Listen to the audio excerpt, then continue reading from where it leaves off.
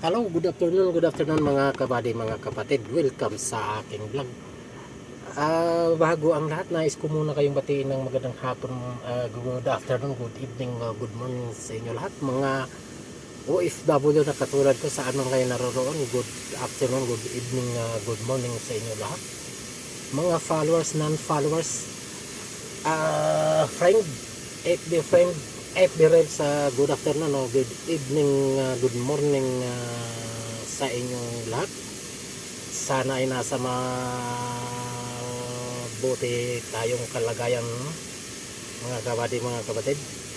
Luzon, Visayas at Mindanao, good afternoon, good evening, good morning sa inyong lahat. Sana ay nasa mabuti kayong kalagayan dyan. Ngayon,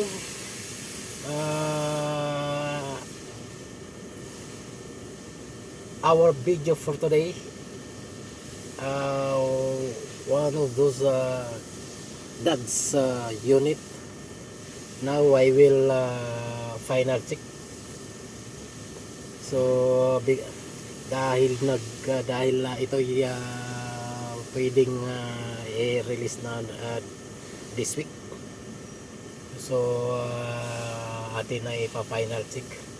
Pero wala sa lahat ay i-discuss ko muna sa inyo ang history nitong dads na ito, mga kabady, mga kapatid.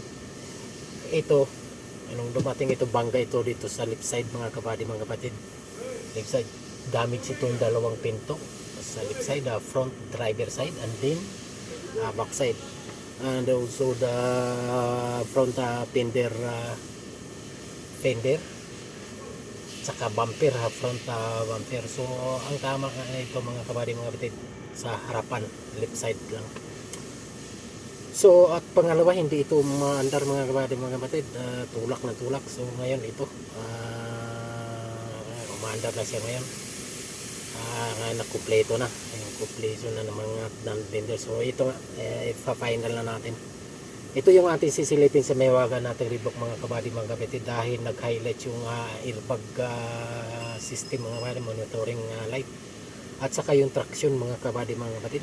Ito, tingnan nyo, mga kabady, papakita ko sa inyo. Ito yung airbag, ito yung traction, natabunan lang ng RPM pointer. So ayan o, mapapansin nyo yan yung kulay orange. So ito yung damage, mga kabady, mga kapatid. Ito sa yung door, driver left door, ito, at saka sa likod, saka yung fender doon, mga kabady, mga kapatid, bumper yan, palit yun. So ito nga ngayon yan, at saka itong ating sisilipin sa Mahiwagan natin Reebok, dahil nag-highlight siya ng airbag at saka yung traction, saka yung check engine. So yun ang ating sisilipin sa Mahiwagan natin Reebok, mga kabady, mga kapatid. Okay, so tara, samahan niyo ako. Ito ngayon, mga kabady, mga kapatid, lumabas ang sintomas. Ito yung mga sintomas kung bakit siya lumabas, yung check engine at saka airbag at saka yung traction, mga kabady, mga kapatid. Kung napapansin nyo yan, yung kulay red na yan, yan ang sintomas, mga kabady, mga kapatid, kung bakit lumabas yun, nag-highlight yun, mga yan. So yung kulay red, mga kabady, mga kapatid, yan yan, ang dami, halos talagang lahat. So ayan. So ngayon ang gagawin natin, mga kabady, mga kapatid, clear mo na, mga kabady, mga kapatid, kung ano yung maiwan na code or trouble code, mga kabady, mga kapatid.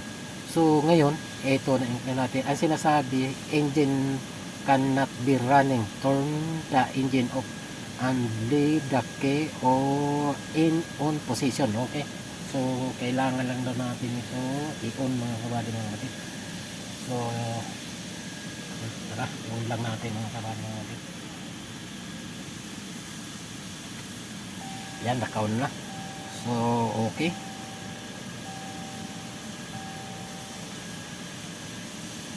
so ang sinasabi, unauthorized error code, 401.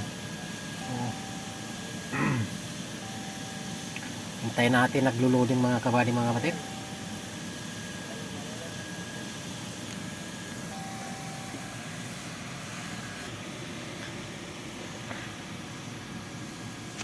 So, yan mga kapatid, hirap pa last itong linggo nga siyang pala mga kabady mga last na itong linggo ang Ramadan mga kabady mga kapatid sa ayan matapos na rin ang paghihirap ng inyong lingkod mga kabady. Ang hirap kaya na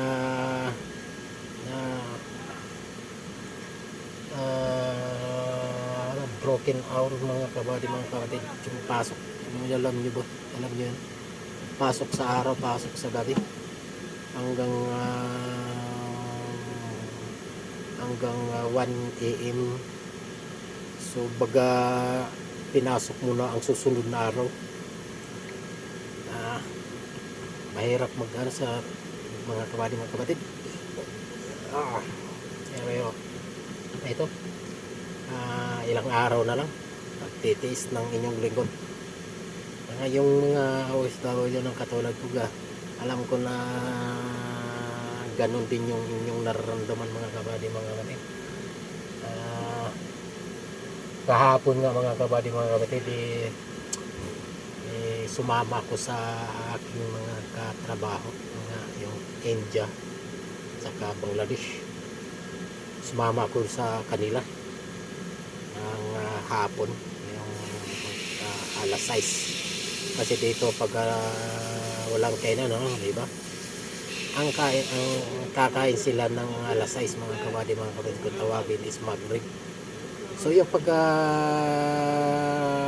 kainan ng ganong oras mga kabady mga kapatid, merong pagkain niya na bawat masjid mga kabady mga kapatid. O kahit sa ibang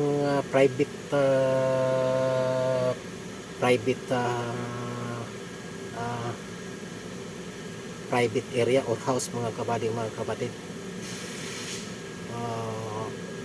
mayroong pagkain, mayroong silang